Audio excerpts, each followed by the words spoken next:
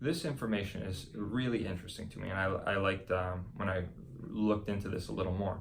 But opium, right, that is a main component and driver of the opioid epidemic that we're in right now. Opium actually releases endorphins in the body, and those are like a natural painkiller type of hormone that's released in our own body. So the opium molecule from the poppy plant actually releases those. And then what we ended up doing is we decided to take that poppy plant, realized it had some pain-killing effects, and we decided to drive it into overkill. So for the month of Restore, we focus on a conservative care first approach to healthcare. So that's non-medication, non-surgical intervention at first. Okay, if we do need to utilize medication and surgery, obviously we don't want to steer patients away from that, but we want to take a conservative care approach first. So this opium information is very interesting to me. So let's look at some of these stats. Opium, like I said, it kills pain. Okay, so then what we did was we were able to extract the codeine and morphine molecules from the poppy plant there. And those things have a potency. And then what we've done is we've decided to make synthetic chemical versions of these molecules. So we've got codeine, we've got morphine, and then morphine is actually 10 times more powerful than opium. Okay, so 10 times more powerful than opium. Then what we did was we made a synthetic version of it called hydrocodone. So hydrocodone is the equivalent in terms of power as morphine. Okay, so we've got hydrocodone now. And then all of a sudden, we go up to oxycodone. And oxycodone is actually 10.5 times more powerful than opium. So now we're at 10.5 times more powerful than opium. The next step is methadone, which is 30 times stronger than opium. So now we're sitting at 30 times more stronger than originally opium, that obviously plays a big role in previous civilizations becoming addicted to the poppy plant. All right, so after methadone, we then get heroin. So heroin is a biggie on the black market right now. Like on the street, you can get heroin, right? And a lot of families, white, blue-collar families, are having family members that are addicted to heroin. And heroin is actually 20.5 to 50.5 times stronger than opium. So originally, we had morphine used in the medical professional scenario. We had it used in hospitals. And the main purpose of morphine was to reduce pain during surgeries and major traumas.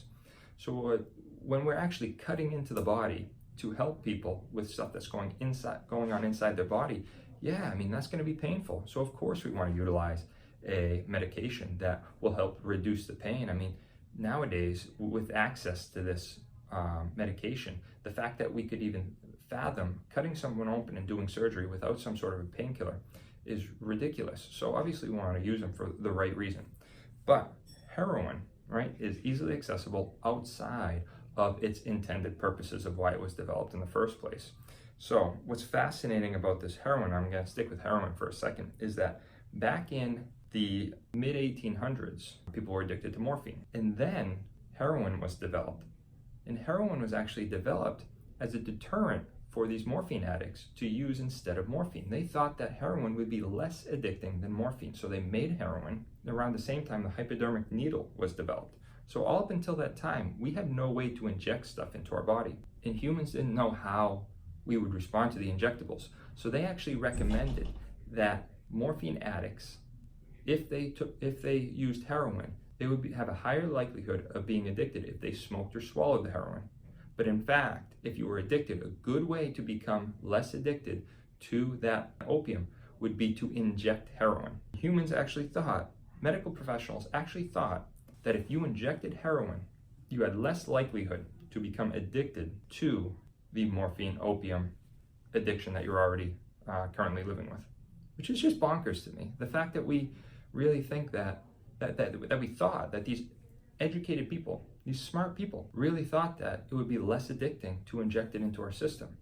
So it just goes to show how we can get some amazing power as humans with these types of medications, but how little knowledge we actually have of the long-term ramifications of these particular medications, which is why with the Restore Month that we're doing this month is why we always say, let's start with a conservative approach first. We put our effort in now, And then down the road, if for some reason it's not working, yeah, then let's look at medication and surgery. But let's start with the conservative approach first. So that heroin was super, super interesting to me when I found that out. And around the same time, you could buy heroin over the counter with hypodermic needles so that you could inject it into yourself if you were a morphine addict. Crazy. And then so we've got, you could buy it over the counter, but yet aspirin, Bayer aspirin, had to be prescribed. So think about that for a second. You had Bayer aspirin and heroin, and you had to get a doctor prescription for the aspirin because it showed gastrointestinal. It could cause some gastrointestinal issues, and they were concerned with that. But yet heroin, that we see now as being extremely addicting, you could just get over the counter. All right, so that's my heroin rant. But let's finish off these drugs, because heroin, as addicting as it is, we realize we still have a couple more medications that have been developed after that. All right, so we've got heroin, and then the biggie is fentanyl. Fentanyl is a biggie right now, and fentanyl is so powerful, it's actually 500 to 1,000 times stronger than opium. So we've got a drug that is 500 to 1,000 times stronger than opium that is now being laced and put into other drugs that are on the streets. And fentanyl is really the biggie that we're seeing right now, causing a lot of overdoses, right? Because the fentanyl is so powerful that they take just a little bit of it, they put it in whatever drug of choice that you're buying on the street, and it can be too much for you. All right, and then the last one, which is elephant tranquilizer, that is actually used in a similar way as fentanyl. This one is called carfentanil, and this one is 100,000 times stronger than opium. 100,000 times stronger than opium. And if you have any police officers in your family, you know that they get training about carfentanil and how just by having a patch and just by touching it, just by, if you were to pull someone over, if you're a police officer and they have it on you and they try to put it on you, or if you touch it, it can have opium type of response to you, right? Just by touching the carfentanil patch. All right, so these drugs are super, super powerful, and they're impacting our society in ways that we've never seen before. So again, this is just knowledge for you guys. I find this stuff super fascinating. If you subscribe below, I'll keep making more content like this. Let me know in the comments what you like, dislike, so I can start steering my conversations to better avenues for you guys. But we'll check you out for the month of Restore here, and hopefully we'll all take a better approach at a conservative care approach first, and medication, surgical intervention second. All right, have a good one.